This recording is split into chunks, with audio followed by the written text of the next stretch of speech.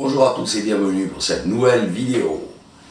Aujourd'hui, je vais vous faire un petit résumé du livre et du documentaire Missing 411 ou Missing 411 de Monsieur Polide, un ancien détective qui a enquêté sur les disparitions inquiétantes dans les parcs nationaux américains. Voilà. Et un petit clin d'œil aussi, si vous aimez ce style de vidéo ou d'ouvrage, je vous recommande la chaîne de Lionel Camille, Camille C-A-M-Y. C'est un écrivain et un conteur remarquable. Alors découvrez sa chaîne et vous ne serez pas déçus si vous aimez tout ce style de contenu de personnes disparues. Bon les amis, je vous laisse avec la vidéo et je vous souhaite un bon visionnage.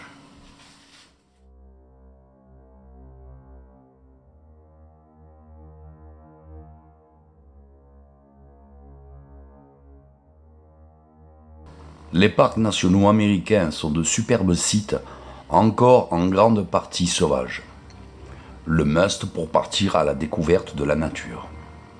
Leur immensité en font des endroits constitués de milliers d'hectares de forêts denses et épaisses et de milliers de grottes parfois encore inexplorées.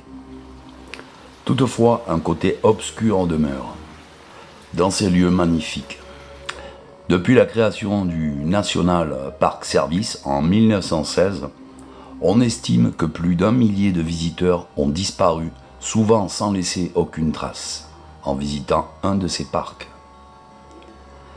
David Polide, un détective de police en retraite, devenu cryptozoologue, fut un jour intrigué par les confessions d'un garde forestier expérimenté, qui lui exprima son inquiétude au sujet de personnes disparues dans les parcs nationaux américains. Polide se mit alors à enquêter durant plusieurs années et finit par lister et détailler les circonstances de toutes ces disparitions étranges dans un ouvrage et un documentaire intitulé Missing 411 ou Missing 411. Les sujets des travaux de Polide ne sont malheureusement pas encore traduits en français, mais cela devrait arriver assez vite maintenant. En recherchant des éléments d'explication dans ses nombreux cold cases, Polide fit émerger des tendances inquiétantes. Hormis les cas d'accidents, d'attaques d'ours ou pumas, ou dus encore aux éléments, certaines disparitions défiaient toute logique. Les promeneurs disparaissaient apparemment dans les airs comme s'ils s'étaient envolés. Dans d'autres histoires, les chiens pisteurs, des équipes de Search and Rescue, ne pouvaient pas ou ne voulaient simplement pas rechercher les disparus, comme s'ils étaient terrifiés. Dans l'un des cas, un enfant de 2 ans fut retrouvé à 19 km de l'endroit où il avait disparu. Un périple qui l'aurait conduit à gravir 2 montagnes et traverser des rivières. Autant dire, impossible. Une autre enfant en bas âge, disparue sans laisser de traces, à peine entrée dans la forêt. Sans qu'aucune explication logique ne put être apportée. Certains ont prétendu qu'il s'agissait d'enlèvements commis par des Bigfoot ou des hommes sauvages, wild men. Au-delà de tout cela, certaines personnes ont encore pensé à une théorie encore plus folle. Les disparus auraient été délibérément traînés sous terre par des créatures, quelque chose comme des êtres sauvages cannibales. On se croirait dans The Descent, l'excellent film réalisé par Neil Marshall en 2005 que je vous recommande de voir absolument, dont une suite, The Descent 2, tout aussi excellente, réalisée par John Harris, est sortie, elle, en 2009. Je vous recommande de voir les 2 films, c'est vraiment des grands moments de cinéma et avec frisson garanti. Toutes ces histoires étranges sont bien entendu détaillées dans l'ouvrage Missing 411 de Polide. Le parc national de Yosemite, qui se situe dans les montagnes de Sierra Nevada, dans l'est de l'État de Californie, a une superficie totale de 3081 km². Il est presque aussi vaste que notre département du Rhône. C'est immense et encore beaucoup de recoins sont inexplorés. C'est aussi un de ceux où on a signalé le plus grand nombre de ces étranges disparitions. Voici une petite liste non exhaustive, puisqu'on pourrait remonter beaucoup plus loin dans le temps, une liste de disparitions dont on n'a jamais pu résoudre l'énigme. Ainsi, Joël Thomasin, 31 ans, originaire de Denner dans le comté de Stanislaus. Il a été vu pour la dernière fois le 6 septembre 2021, alors qu'il partait en randonnée. Après des mois de recherche approfondie, Thomasin est resté introuvable. Il est aujourd'hui présumé qu'il soit mort lors de cette randonnée.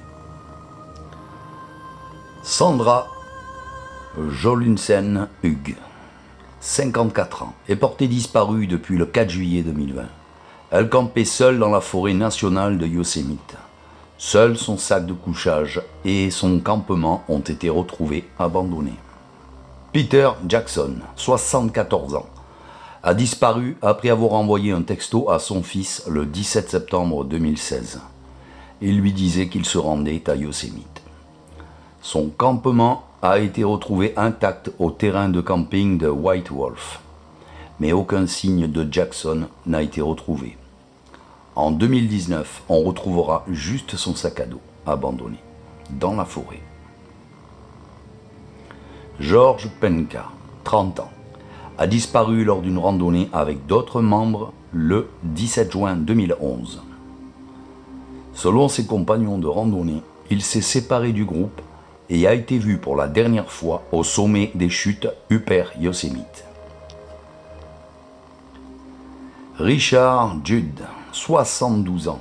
Il a disparu le 25 juillet 2021 lors d'une randonnée d'une journée près du lac Lower Merced Pass, au col Red Peak, qui se situe toujours dans le parc de Yosemite. Michael Fisseri, 51 ans, et il faisait de la randonnée dans la vallée de Tiltil le 21 juin 2005, lorsqu'il a disparu. Walter H. Reinhardt, 66 ans, a probablement fait une randonnée sur le White Wolf Trailhead de Yosemite, aux alentours du 19 septembre 2002. Sa voiture a été retrouvée au début du sentier, quelques semaines plus tard. On ne sait pas ce qu'il est advenu de lui. En avril 2021, Clairan Burke, qui venait spécialement de Dublin en Irlande pour randonner, a disparu le 6 avril 2000. Il a été vu pour la dernière fois la veille à Curry Village. Sa famille a dit qu'il était un randonneur expérimenté, ce qui n'a pas empêché qu'il disparaisse totalement.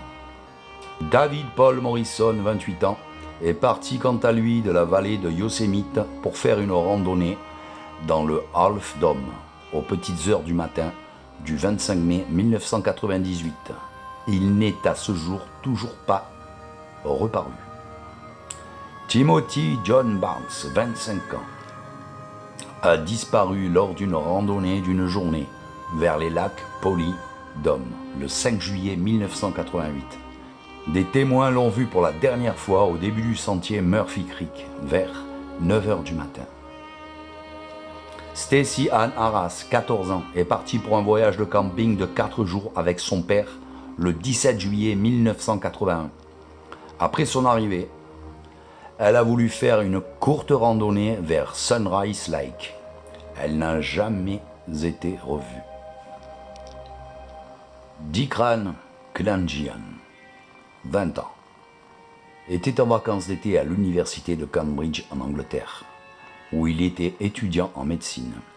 Il a été vu pour la dernière fois à Curry Village le 24 juillet 1972, demandant à un employé comment se rendre au Half Dome, un sommet granitique situé à l'extrémité est de la vallée de Yosemite.